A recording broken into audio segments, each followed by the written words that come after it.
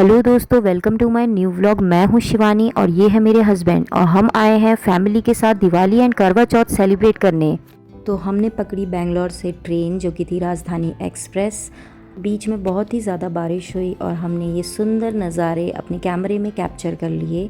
और हमें हमारे सफ़र में एक क्यूट से बेबी बॉय ने कंपनी दी जो कि अपनी फैमिली के साथ ट्रैवल कर रहा था और बहुत ही क्यूट था और समझदार भी। तो हम पहुंच चुके थे दिल्ली और दिल्ली से हमने अपनी दूसरी ट्रेन पकड़ी जो कि रुड़की तक थी और हमने लिया पोहा जो कि बहुत ही बेकार टेस्ट था। और हमने सोचा इसको डस्टबिन से फेंकने से अच्छा कि हम किसी बंदर को दे दें, एटलीस्ट उसका तो पेट भर ही जाए। तो हमने वो पोहा उसे दे दिया। फिर मैंने अपना एक फेवरेट सा क्लिप लिया जो कि मैं हमेशा से करना चाहती थी और इस बार मैंने कर ही लिया।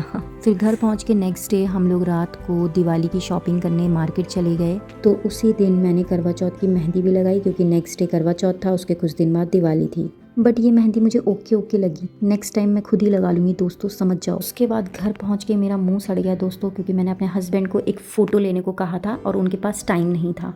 तो अब ये मुझे मनाने के लिए मेहंदी लगा रहे हैं और मेरी हेल्प कर रहे हैं मेहंदी लगाने में। जब मेरी मेहंदी साफ़ हो गई तो उसके बाद मैंने अपने मदर इन लॉ के हाथ में एक सुंदर सी मेहंदी लगाई।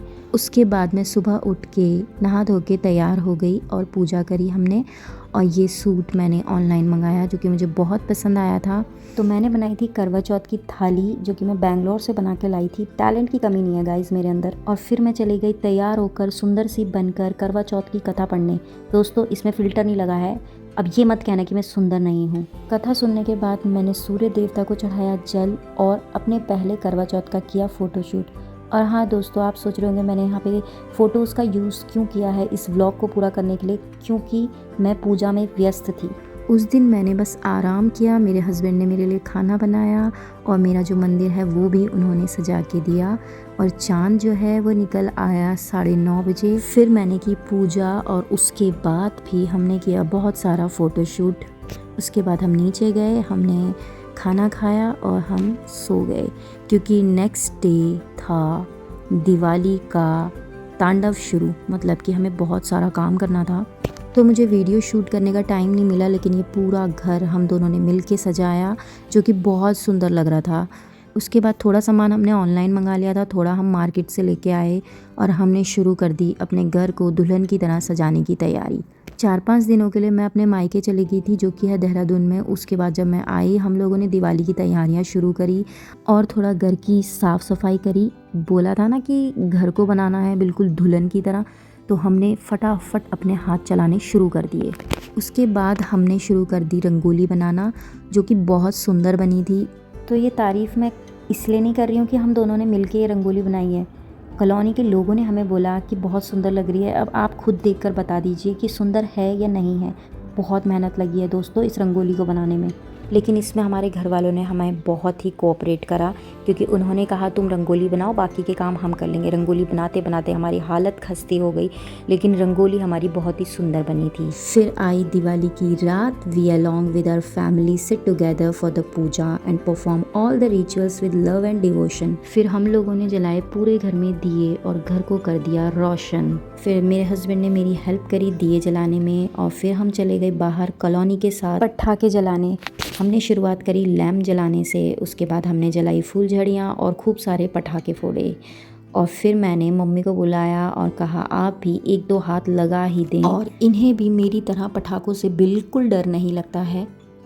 उसके बाद हम दोनों ने खूब सारे पटाखे फोड़े। हमने इतने सारे पटाखे ले लिए थे कि नेक्स्ट डे भी हम दोनों ने मिलके पटाखे फोड़े, लेकिन वो पटाखे ख़त्म होने का नाम नहीं ले रहे थे। उसके बाद आया भाई दूज का दिन और मैंने देखी अपनी रंगोली। मेरा रंगोली मिटाने का बिल्कुल मन नहीं कर रहा था और मैंने रंगोली मिटाई भी नहीं। तो जैसे कि हम कुमाऊनी हैं तो भाई दूज के दिन हमारे जो बड़े हैं वो हमारा सर पूछते हैं और हमें आशीर्वाद देते हैं। तो ये व्लॉग काफ़ी लंबा हो गया है क्योंकि ये व्लॉग था करवा चौथ से लेके दिवाली तक। इसके बाद हमें जाना था बेंगलोर और हमें पकड़नी थी अपनी फ़्लाइट।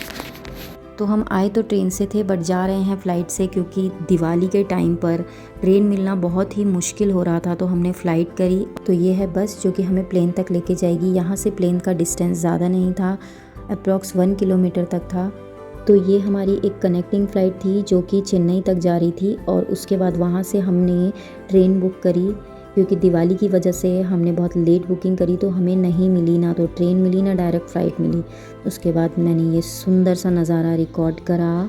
तो हम पहुंच गए चेन्नई एयरपोर्ट में। उसके बाद मेरे फेवरेट प्राणी से मेरी मुलाकात हुई और मैंने इसे बुलाया और मेरे हस्बैंड इसे देख के भाग गए क्योंकि उन्हें लगा ये काट देगा। तो हमारे पास बहुत ही भारी सामान था, तो मुझे यहाँ पे ये चीज़ बहुत अच्छी लगी कि यहीं पे हमें मेट्रो भी मिल गई और मेट्रो से थोड़ी ही दूर रेलवे स्टेशन था, तो हमें कूली करने की ज़रूरत नहीं पड़ी।